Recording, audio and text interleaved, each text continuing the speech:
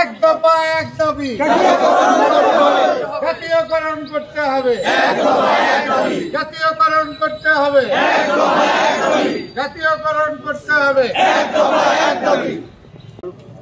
প্রদান করার মধ্যে দিয়ে আমাদের কর্মসূচি শেষ হয়ে যাবে।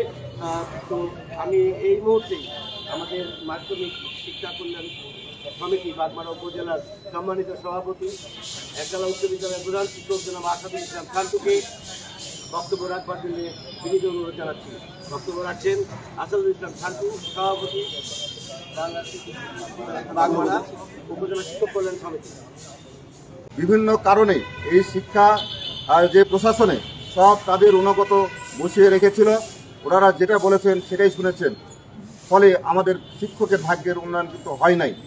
সেই কারণে আজকের আমাদের এই কর্মসূচি, আমাদের প্রথম দাবি যে আমাদেরকে জাতীয়করণ করতে হবে, সেখান থেকে বিতাড়িত করে অবসর দিয়ে যারা যোগ্য এবং আমাদের এই বর্তমান নতুন বাংলাদেশের জন্য যারা ফিট, সেখানে বসিয়ে আমাদের সকল পর্যায়ের যে প্রশাসন আছে বসিয়ে আমাদের যে দাবি দাবাগুলো আছে সেগুলো যাতে বাস্তবায়ন হয় সেই করতে হবে।